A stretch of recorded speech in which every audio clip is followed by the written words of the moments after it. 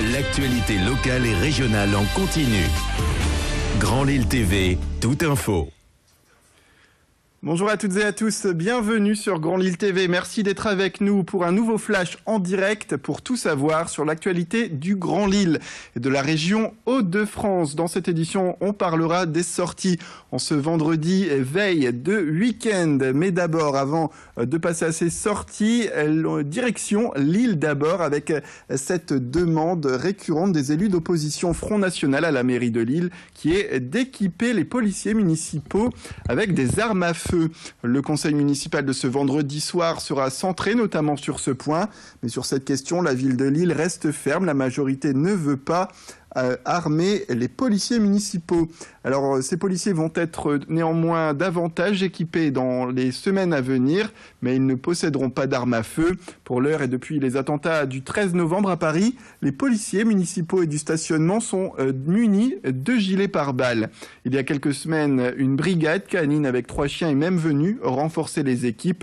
D'autres équipements, bien sûr, sont à venir. Idil Gunaï est allé à la rencontre d'élus pour faire un point. Il y a actuellement des formations en cours pour une habilitation pour pouvoir utiliser des bâtons télescopiques. Pour l'instant, la police municipale a des bâtons qui ne sont pas télescopiques, qu'on appelle ça des tonfas. Donc on va veiller à les remplacer à terme par des bâtons télescopiques. Nous voulons expérimenter la pose de caméras individuelles sur certains de nos agents et voir en coordination avec le ministère de l'Intérieur, éventuellement à généraliser par la suite.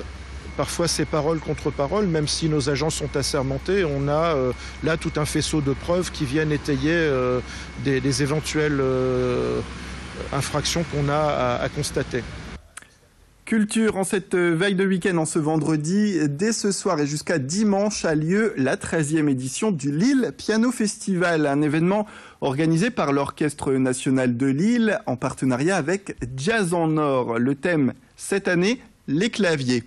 Bach et Mozart seront donc les fils conducteurs avec au programme une quarantaine d'artistes internationaux à découvrir pour une trentaine de concerts en tout dans différents lieux de la métropole.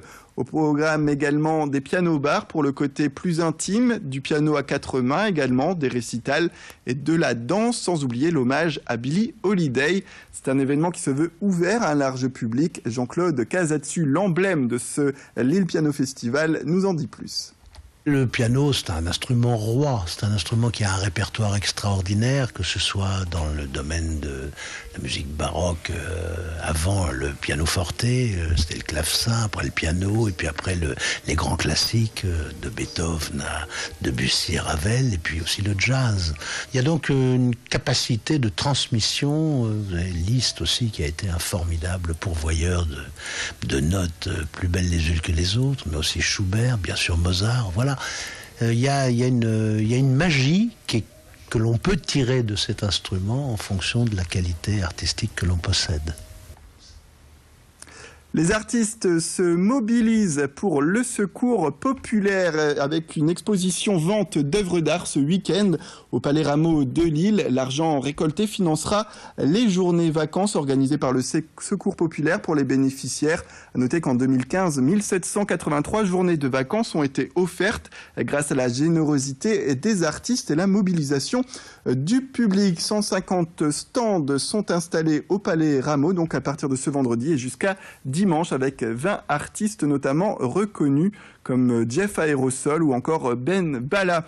Céline Nuret s'est promenée justement dans ces allées pour rencontrer ceux qui organisent l'événement. C'est la 2e année. L'année dernière, Jean-Luc Alas m'avait demandé de trouver une idée pour les 70 ans du Secours populaire. Donc on avait fait 70 artistes, 70 ans. Et cette année, c'était 80 ans de congés payés. Donc ça a tombé bien. On a dit on va orienter un peu ça là-dessus.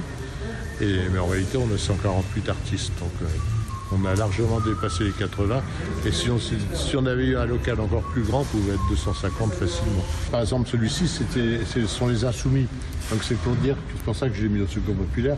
Parce que quand il y a tout le peuple normal qui baisse un peu la tête et pour se cacher des problèmes, et pour ne pas voir ce qui se passe autour de lui, il y a toujours quelques insoumis qui se révoltent. Et évidemment, voilà, donc on les voit un peu. Une image sport pour terminer ce flash. Vous allez le voir sur votre écran. Le Nagetti Open de golf qui est sous les pluies aujourd'hui pour ce week-end. Cette grande compétition de golf à Saint-Omer et fait donc preuve de difficultés avec ces pluies diluviennes et ces orages qui sont venus donc perturber la compétition. La compétition d'ailleurs qui a dû être arrêtée cet après-midi, en ce vendredi.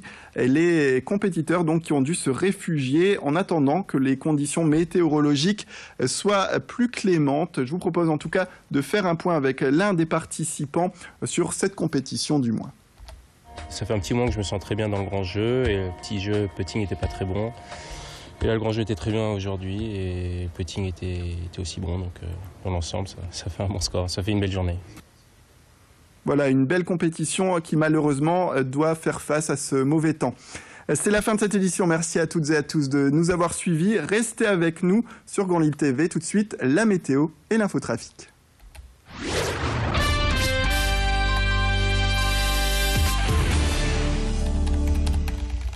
En général, petite graine par petite graine, quelque chose finit par s'ouvrir.